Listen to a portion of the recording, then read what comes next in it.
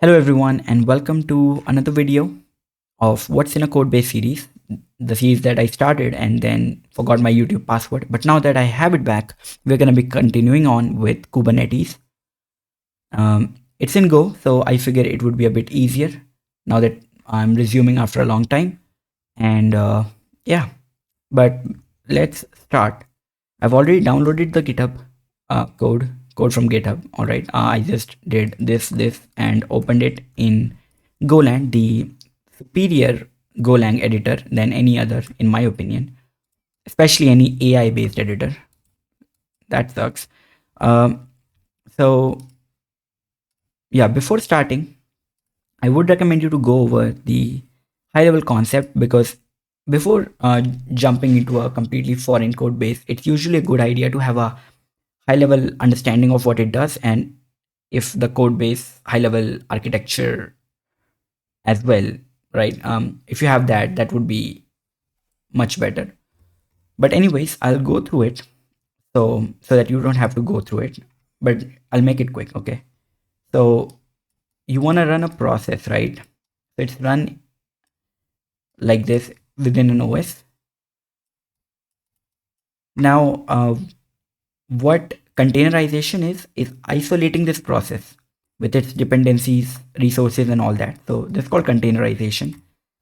There's different ways to do that, I guess, but the most famous one, I believe, is Docker.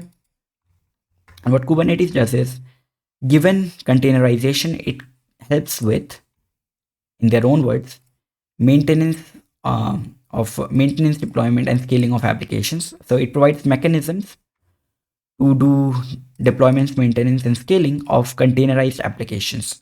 For example, if you've created a backend server and you have containerized it, so now you can deploy it on, let's say, multiple machines, have them auto scale up or down, have a load balancer that balances, and if any machine goes down, it will bring it back up and work. So this sort of orchestration is what Kubernetes is used for, known for, and yeah, it provides a lot more things.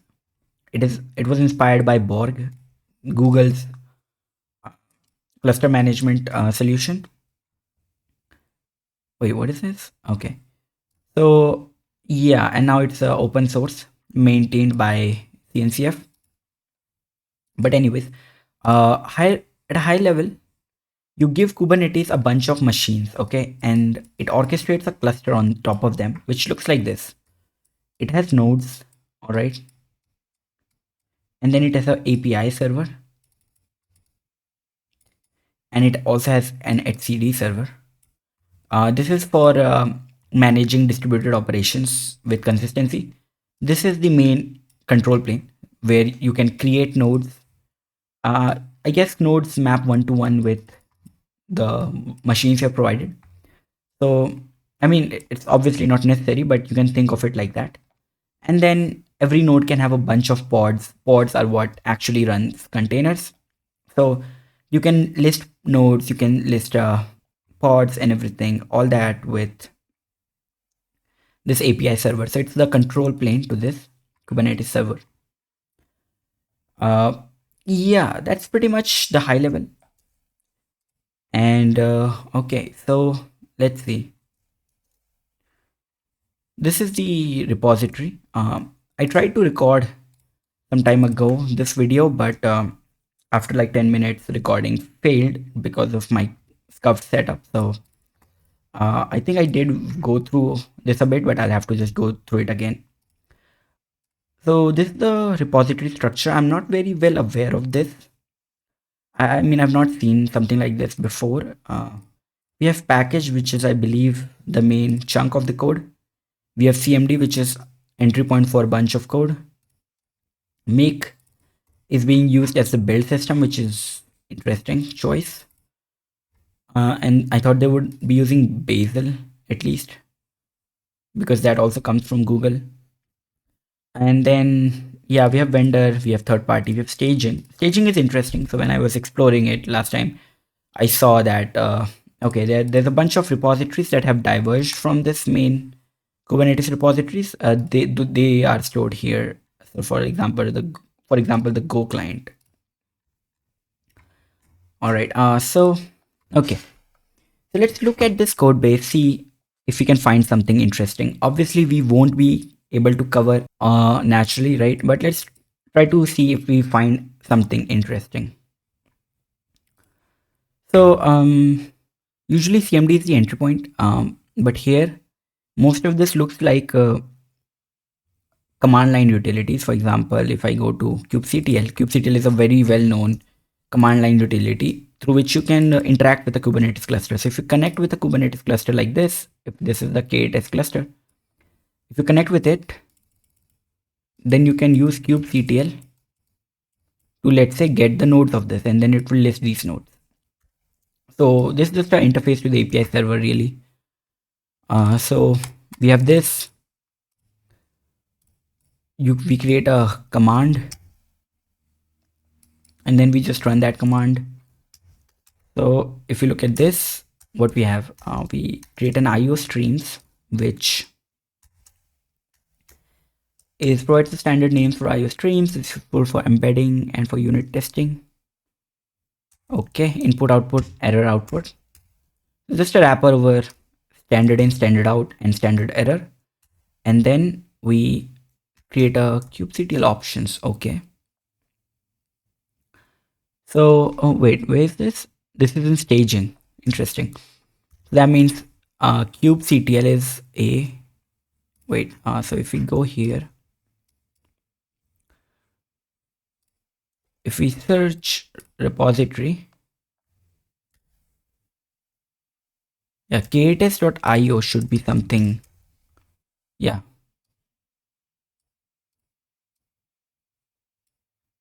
Okay. So, inside this is where the kubectl code resides as well. This looks like a very interesting part of the code, I guess. k8s.io. It has API, bunch of. It looks like it has a very good chunk of the code for Kubernetes. But anyway, so we create this. We have a plugin handler system, and yeah, config flags. What is a plugin handler? So plugin handler is capable of parsing command argument. Yeah, it looks like a small plugin handler. Yeah, not interested in that.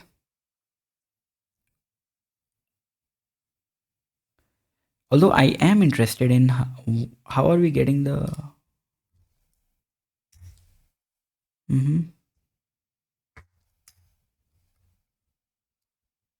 That it? Where is the. Okay, whatever. Anyways, I'm not interested in kubectl. I am interested in the actual Kubernetes code, which I believe should not be here. Right, we have CLI. We have a bunch of utilities here, but nothing like the something that actually creates the cluster. Actually, I don't think we can create. There's like one entry point for creating a cluster. It is composed of bunch of components, and you have to bootstrap them together to create the cluster. For example, what is Cubelet?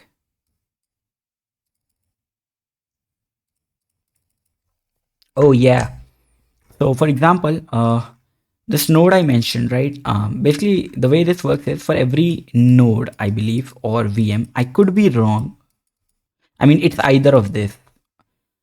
A kubelet is running, and this kubelet is responsible for creating pods in this, which actually run the containers, and then it interacts with the API server. The kubelet is here. Yeah, so we actually have to orchestrate a bunch of separate binaries together. So I think there's a lot of configuration here. I'm interested why it's a command though. I guess everything is a CLI, which would make sense because it's not a library, right? Yeah, it's everything is a CLI because obviously. I was thinking that it is a library for a code, but it's not, right, obviously. So kubelet command is a Cobra command, which is probably some command line package. Kubelet config. And there's a lot of bookkeeping here and there. Mm-hmm.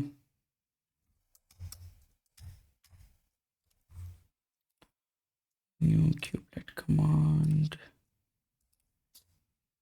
Get out. And then we just say cli.run. Okay. So mostly not really interested in the CLI part, right? What we are interested in the actual meat of the code. So that should be where, okay. Oh, everything is in ktest.io. Oh, it looks like there's not much here. Wait, do we also not have anything in package? Why is everything in ktest.io, not in package?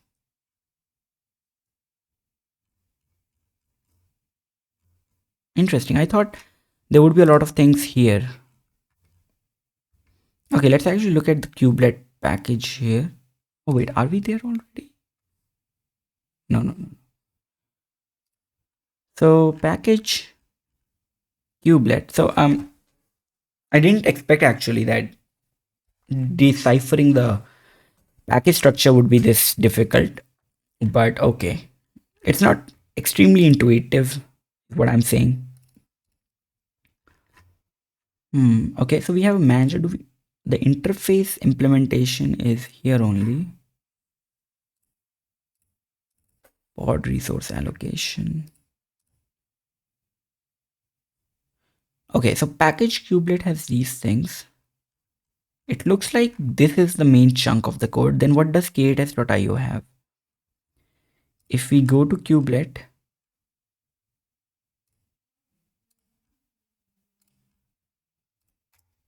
okay, it's the interface to that. Okay, so it's the interface to that.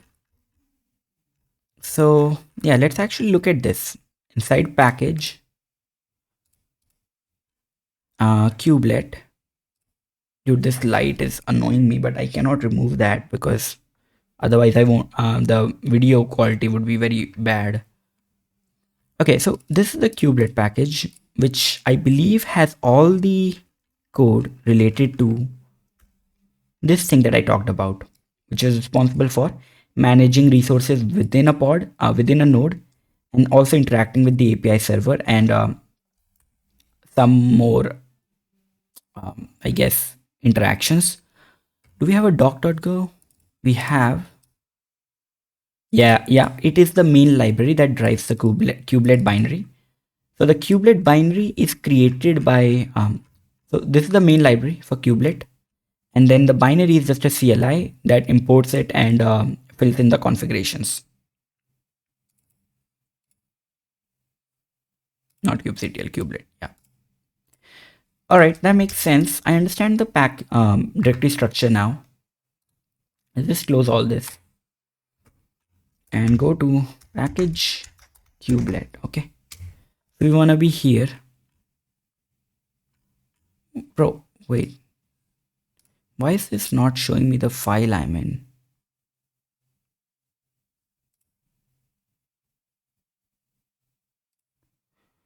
Behavior, always select open file. Why it's not showing? Oh, it is showing. I'm stupid. Okay, so Kubelet has a bunch of things, and okay, this will be interesting. I don't think we will have, I think just exploring this is pretty interesting, but we'll not spend all the time exploring this. We'll also go to API server. But anyways, let's start with this allocation. So they have an allocation manager to track pod allocation. This is a very simple interface. We have, I believe, adding a pod. So we have get container resource allocation.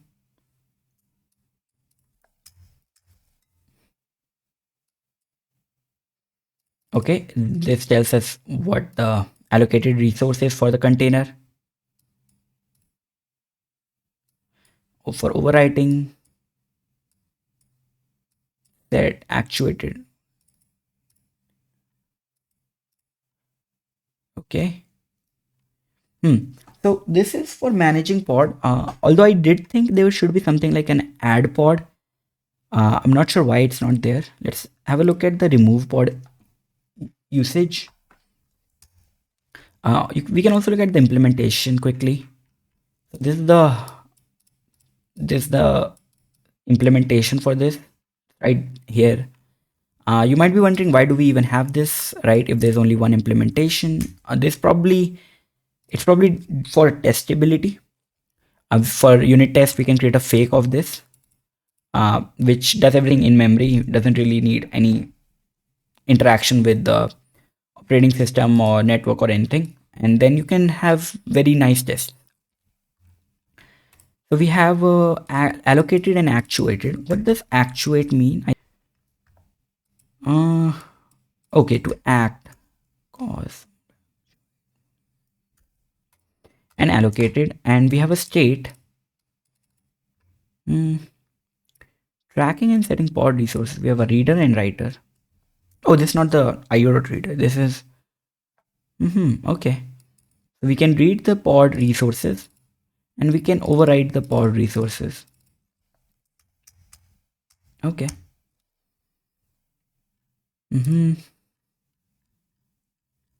For example,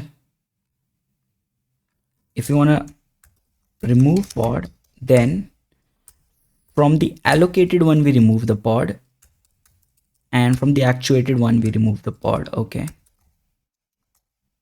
And its implementation, we have a no-op of implementation. So we don't probably necessarily need a fake for this, but yeah, we have fakes for this. State memory. I mean, I didn't find the fake, but probably for testing. So this is saving it in memory, I believe.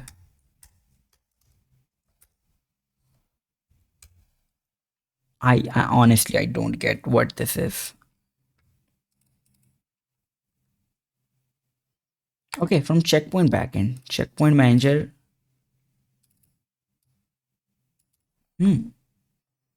Interesting.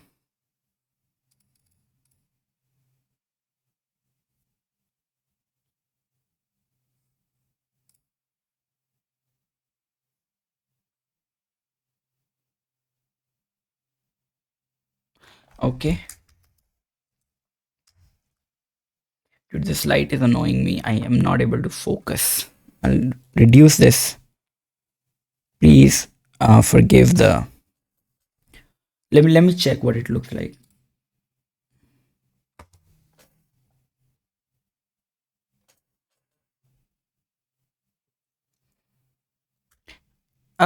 Okay, we're gonna have to work with this. I'm not able to focus with that light shining in my eye. So yeah. Okay. By the way, I'm just like navigating forward and backward. This is very useful navigation, in my opinion. So we have a manager which is allocated and actuated. I genuinely don't understand what actuated mean here, but I do understand what allocated mean. And if you look at the remove orphan, yeah, this looks like just a indirection. So for a pod, right, we have the state which helps us manage the pod, but there's two class of pods, allocated and actuated. Okay, and that's why we have a manager wrapper over that. It's mostly just calling whatever is there.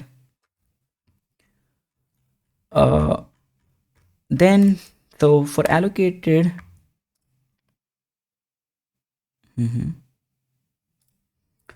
state memory, yeah. Looks like this is the in-memory implementation. I do want to see. So where do we create this?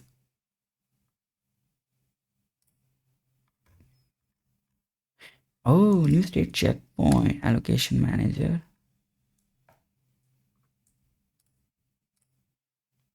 Okay, bro, it was right here. So when we create the manager, we have a state implementation. I mean, sorry, checkpoint implementation, uh, which takes in, not this.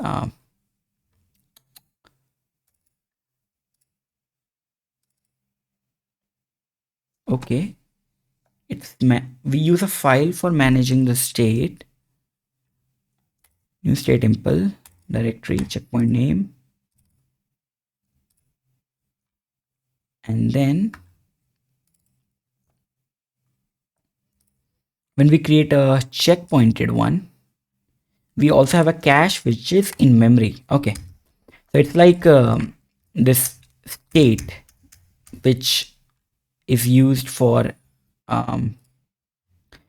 this is used for managing the pod's resource state. Okay, we have two implementations for this: checkpoint, which uses a file, right? Yeah, I mean, I guess it uses a checkpoint manager, and then we also have an in-memory implementation, which is just using a map, right? And then the checkpointed one actually has a cache, which is generally instantiated with a in-memory one. Okay, it's pretty common. Let's look at the checkpoint manager. So checkpoint manager we create using a checkpoint manager, which is, yeah, we are backing it with file system only. So the state for these pods is in the file system. That's interesting. So we do rely on the file system not getting corrupted. I mean, I guess it's fair to rely on that. Restore state. Yeah, so this is probably just restoring the state from the saved state in the directory. State we are talking about pod resource state. Okay, pod's resource state. Checkpoint name. So yeah, we are just reading from that, I guess. Yeah, from that checkpoint we are reading, storing it in memory so that cache is already loaded. What is PRA? Pod resource info map, obviously. All right, and then the checkpoint manager, the implementation, yeah, it just reads and writes from that file directory that we allocated to it. I do want to look at a few implementations quickly. So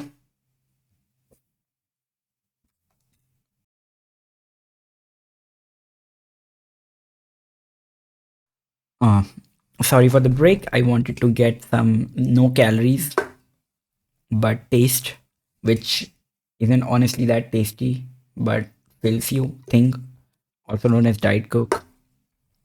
Miracle of the man. But anyways, let's see. What did I want to explore? I wanted to explore the, yeah, so this is the checkpoint implementation for state, which is for pod state. All right, now let's have a look at the implementation. Yeah, we were here, right?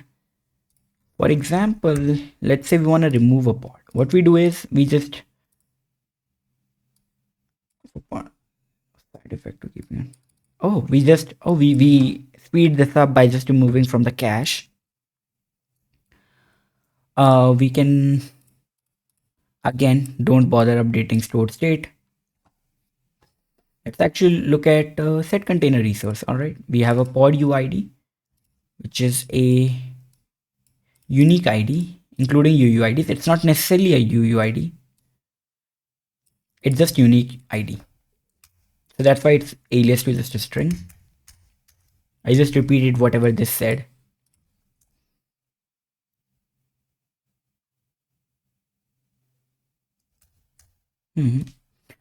So one second. All right. So set container resources. Yeah, we were here, right? So we first of all update the cache and then we update the stored state. So let's actually look at the checkpoint man, or rather not the checkpoint manager. What is this using? Oh, it is using the checkpoint manager. So we create a new checkpoint which has the resource info. Oh, okay. So the way this is working is we update the cache and now we get a snapshot of the cache. So we copy that cache and we have already acquired a lock. So there's no race. So we capture that, right, in a checkpoint. So checkpoint really is just what are the allocations that has happened. So we capture that and then we use that checkpoint. What is it? Bro, what is wrong? Okay. And we just create a checkpoint using the checkpoint manager. And the manager is just using the store, which I believe we are using a file system store. Yeah, file store. But this can also be memory backed. What's the proof it is file based? If we go here, right? So we were here. The way we initialized state checkpoint, we gave it a state directory. So based on the state directory, it created a file store. So that's generally how it works. In Go, usually all these structs will have interfaces that they use, and in their constructors, we actually see the actual implementation. That's how you find it. But again, you can also intuit a lot of things. Intuit meaning, yeah, by instinct, by intuition, right? I was just making sure that's a word. That's also a company. By the way, going back to store state, we also store the checksum. And checksum is really necessary because, so notice that we are storing state here and it's probably very important. So if you just store that information, it's not a good idea because let's say we are storing this information, right? That there is a pod 1 with memory 5. There's a pod 2 with memory 10. And let's say we are storing this JSON. All right. Now, if while being stored, this got corrupted due to whatever reason, right? So this comes and you won't know it is correct. So that's why you calculate something like a hash of this and store that hash along with it, usually called a checksum. And then you can make sure that when you read, manually calculating the checksum equates the actual checksum. So it's a very useful practice. Now you may be arguing that, okay, this is already being done at a file system level. So why do we want more checksums? To which actually, I don't know. I think it's just extra layer of protection. There's also the fact that file system uses faster checksum mechanisms, which can have more false positives. That checksum might be corrupted, but it won't tell you it is corrupted. But yeah, actually, when file system already has checksum, you can always Google things.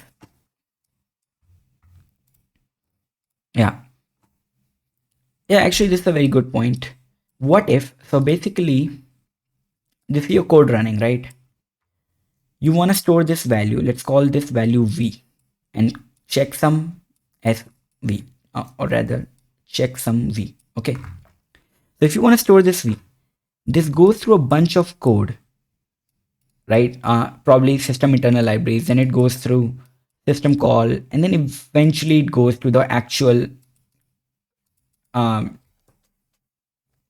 persistence, right? There's a lot of room for errors here. Could be not just due to you, could be due to very internal libraries, could be due to OS, could be due to race conditions. Many things can happen, especially in race conditions actually.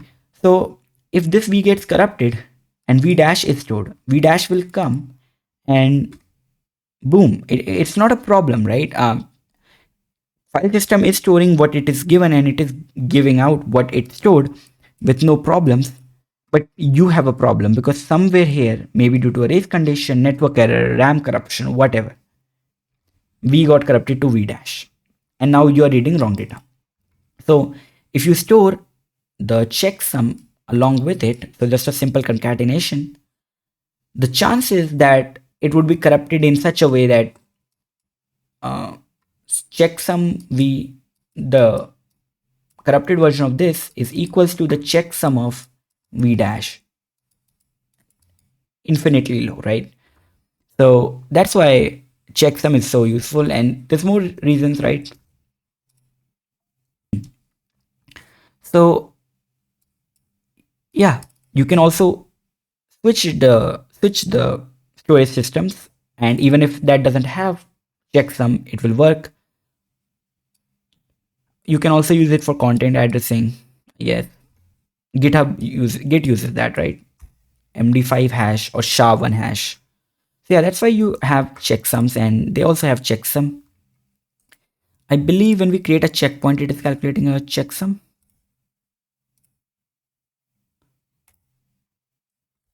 Nope. Oh, okay. Checkpoint has a verified checksum.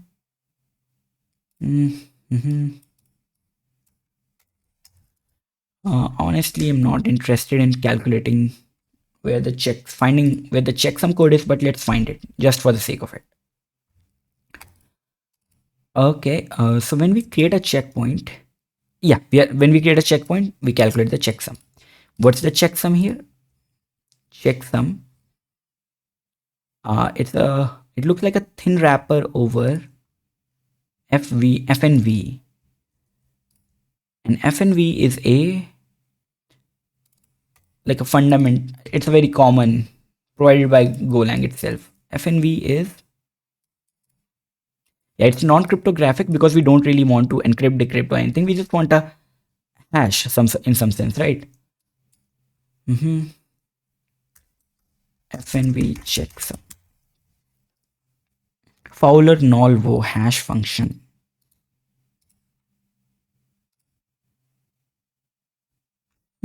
Let's just look at the benefit.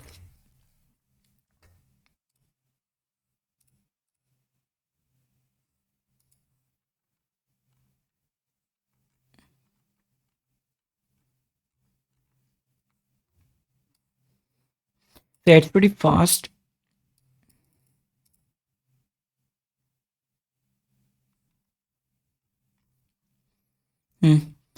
Yeah, probably there's a lot of reasoning why this was chosen, and we can actually look at that if we go annotate with get blame.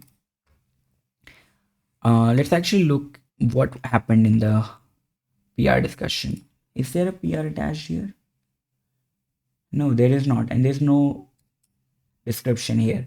Probably they have documented it, but it's not in the git commit.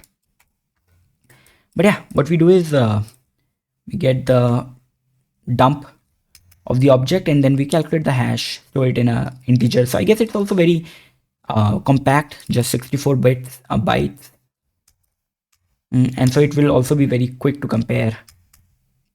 Yeah, that's what it is. I think we understand the allocation thing. I mean, I don't understand what's the actuated, but it's probably like two states of pods. One is allocated, one is actuated, and then it uses that for all these things. And now actually let's look where this thing is used. We were using this library code to create the Kubelet binary. Anyhow, so this manager, or rather we want to see this manager, because see, this is the actual implementation. We only need this when we are creating the final object in some sense. This manager is what the Kubelet uses. So as you can see, this Kubelet, which is pretty much what you are creating in the binary. In CMD, we are just probably trying to instantiate Kubelet. It is made of a bunch of configurations and a bunch of interfaces.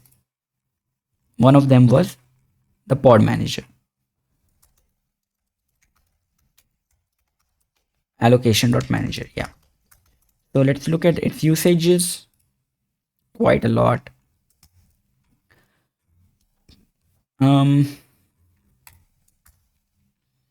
So Kubelet has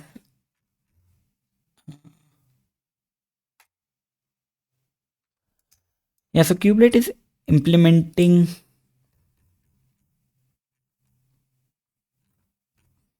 What is Bootstrap? Okay, I see. So what Kubelet is implementing, right? It's implementing Bootstrap, which is used for bootstrapping a cluster, host interface, a bunch of things. I think this is the main one.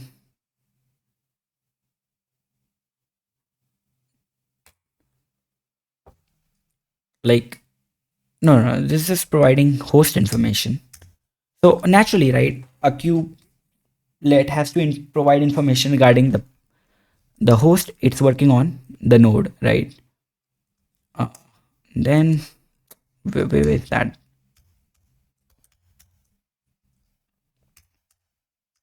Bro, I lost it. Kubelet, this one,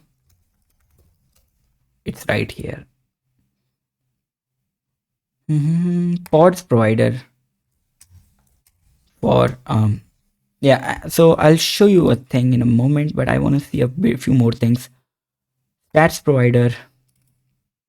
Yeah, we have a bunch of interfaces that it implements, and they're all here. Let's look at the pods provider because I think that's the simplest one. So when you want to, let's think logically, right?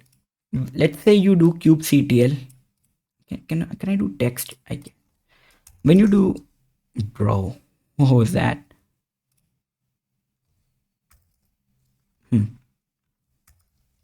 So when you do kubectl get pods, right?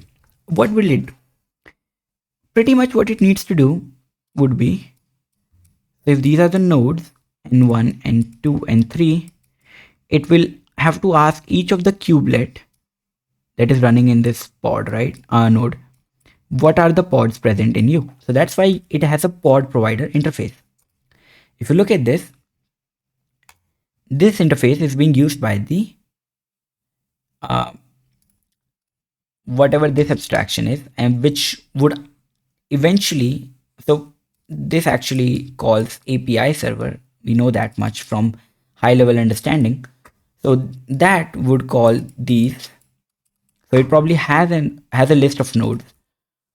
So I want to see where it is. Pod resource providers.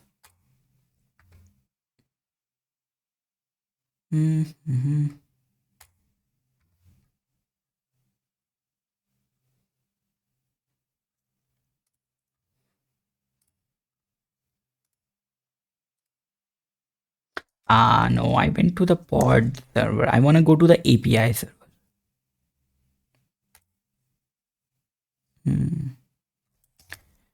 Do I have a get pods? I want to see it.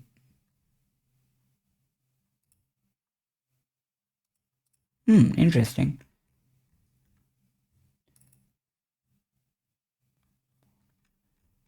Bro, we also have a whole pod manager interface, which is used by